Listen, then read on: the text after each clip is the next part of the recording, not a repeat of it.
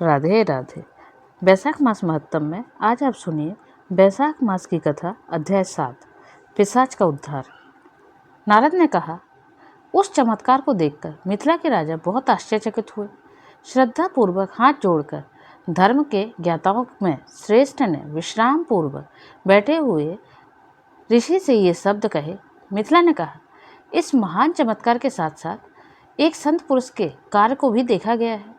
मैं उस धर्म के बारे में विस्तार से सुनना चाहता हूँ जिसके द्वारा इक्ष्वाकु वंश के इस राजा ने मोक्ष प्राप्त किया। हे विद्वान, मैं श्रद्धा से परिपूर्ण हूँ, कृपया इसका विस्तृत वर्णन करें। राजा द्वारा इस प्रकार विशेष रूप से पूछे जाने पर श्रेष्ठ हृदय वाले श्रुतदेव ने कहा, अच्छा, और फिर श्रेष्ठ राजा को इस प्रकार संबोधित किया। श्रुतदेव ने कहा, हे संत राजाओं में श्रेष्ठ, आपका संकल्प उत्तम है। आपने अच्छा निर्णय लिया है, क्योंकि आप वासुदेव को प्रिय पवित्र अनुष्ठानों के बारे में सुनने के इच्छुक हैं। अनेक जन्मों में अर्जित पुण्य के बिना कोई भी प्राणी वासुदेव के उपाख्यानों को सुनने में रुचि नहीं ले सकता। यद्यपि तुम एक युवक और राजाओं के राजा हो, फिर भी तुम्हारा मन इस प्रकार झुका हुआ है। अतः मैं तुम्हें शुद्ध भागवत और भले लोगों में श्रेष्ठ मानता हूँ। इसलिए हे सज्जन, मैं आपको पवित्र भागवत अनुष्ठानों का वर्णन करता हूँ। इन उत्कृष्ट अनुष्ठानों को जानने से जीव जन्म जन्म के और सांसारिक जीवन के बंधन से मुक्त हो जाता है। वैशाख के उत्कृष्ट पवित्र अनुष्ठान अन्य विशेष विभिन्न अनुष्ठानों जैसे स्वच्छता, पवित्र स्थान, संध्या प्रार्थना, जल अर्पण, श्राद्ध, अग्निहोत्र आदि के समान है। बसंत ऋतु में वैशाख माह में पवित्र अनुष्ठान किए बिना कोई भी नहीं जा सकता स्वर्ग के लिए। समस्त पवित्र अनुष्ठानों में वैशाख अनुष्ठान के समान कोई अन्य अनुष्ठान नहीं है। अन्य अनेक रीति रिवाज हैं, वे राज विहीन प्रजा के समान हैं जो विपत्तियों से घिरे रहते हैं। अर्थात इन रीति रिवाजों का आसानी से उल्लंघन होने के कारण केवल प्रतिकूल परिणाम ही मिलते हैं, इसमें कोई संदेह नहीं है।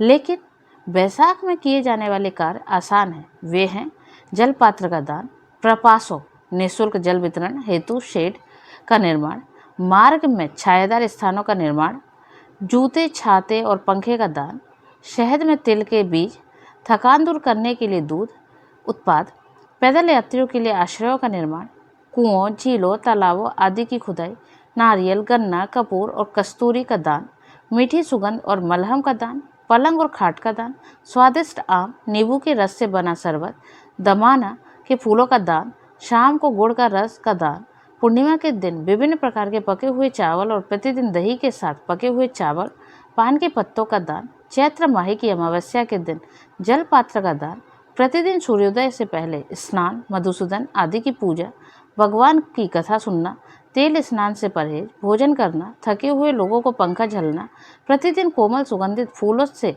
हरि की पूजा करना, निवेद्य चढ़ाना, फल और दही में मिला हुआ पका चावल अर्पित करना, प्रतिदिन धूप और दीपक अर्पित करना, गायों को घास खिलाना, ब्राह्मणों के चरण धोना, गुड़ में मिला हुआ सूखा अदरक दान करना, आंवला पाउडर दान करना, राहगीरों को आश्रय देना और चावल एवं सब्जियां दान करना। ये वैशाख माह के पवित्र अनुष्ठान हैं जो माधव को प्रिय हैं। विष्णु को फूल अर्पित करना, ऋतु के अनुसार अंकुरित अनाज आदि से हरि की पूजा करना और पके हुए चावल को निवेद्य के रूप में अर्पित करना सभी प्रकार के पापों के नाश का कारण है। हे श्रेष्ठ आत्मा, यदि कोई स्त्री माधव देव की उपासना मंदिर में या अपने घर में उस ऋतु में खिलने वाले फूलों से ना करे तो उसे कभी पुत्र प्राप्ति नहीं होगी और ना ही कहीं सुख मिलेगा। वह अपने पति या स्वयं का प्राण त्याग देगी। वैशाख माह में विष्णु, राम, देवों और ऋषियों के साथ प्रजा के धर्म की परीक्षा लेने के लिए उसके निवास स्थानों पर जाते हैं। यदि उस समय कोई मूर्ख व्यक्ति पुष्प अर्पित करके उनकी पूजा न करे तो वह भ्रमित है, वह रौरव नरक में गिरता है। उसके बाद वह 5 बार राक्षसी गर्भ में जन्म लेता है। इस महीने में भूख से पीड़ित लोगों को हमेशा पका हुआ चावल और पीने का पानी देना चाहिए। यह प्राणवायु को बनाए रखने का कारण है। पीने का पानी न देने पर वह निम्न जाति के प्राणी के रूप में पुनर्जन्म लेता है। पका हुआ चावल ना देने पर वह दुष्ट आत्मा के रूप में पुनर्जन्म लेता है। मैं आपको पका हुआ चावल या भोजन ना देने से संबंधित अपना एक विचित्र अनुभव बताता हूँ। मेरे पिता का जन्म रेवा नदी के किनारे एक दुष्ट आत्मा के रूप में हुआ था। भूख और प्यास से बुरी तरह थक जाने पर उन्होंने अपना ही मांस खा लिया। भोजन की कमी के कारण वे इतने कमजोर हो गए कि चल फिर भी नहीं सकते थे। वे रेशम के पेड़ की जड़ में, जहाँ कोई छाया नहीं थी, ठहरे हुए थे। अत्यधिक भूख और प्यासा था और अपने पिछले कर्मों के कारण उनके गले में भोजन नली का मुख बहुत छोटा हो गया था। मांस के टुकड़े उनके गले में चिपक जाने से उन्हें बहुत दर्द होता था, जिससे उनके जीवन को खतरा था। संयोगवश गंगा जाते समय मैं उस नदी के किनारे पहुंच गया। उसने कुएं और झील में के ठंडे पानी को कालकूट विस्मय के समान देखा। शालमली वृक्ष की जड़ में मैंने उसे अपना ही मांस टुकड़ों टुकड़ों में काटकर खाते हुए और तरह तरह से विलाप करते हुए देखा। वह अपने कर्मों के फलस्वरूप भूख, प्यास और बीमारी से पीड़ित था। मुझे उस पर दया आई, लेकिन मुझे देखते ही उसके अंदर से कि पापी आवेग ने मुझे जान से मारने की ठान ली। मेरी भव्यता देखकर वह रुक गया और भागने लगा। दया से भरकर मैंने उससे कहा, डरो मत, मैंने तुम्हें भय से मुक्ति दे दी है। हे प्रिय, तुम कौन हो? मुझे तुरंत इसका कारण बताओ। मैं तुम्हें इस कठिन परिस्थिति से मुक्त कर दूंगा। व्याकुल मत हो। यह सुनकर उन्होंने मुझे बिना यह जाने कि मैं उनका पुत्र हूँ कहा, पहले मैं उत्तरी गुजरात के अनर्थ देश में भूबर नामक नगर में रहता था। मेरा नाम मैत्र था। मैं संस्कृति गोत्र का था। मैं नियमित रूप से तपस्या, यज्ञ, दान आदि करता था और विद्वान भी था। मैंने समस्त शास्त्रों का अध्ययन और अध्यापन किया। मैंने समस्त तीर्थों का स्नान किया।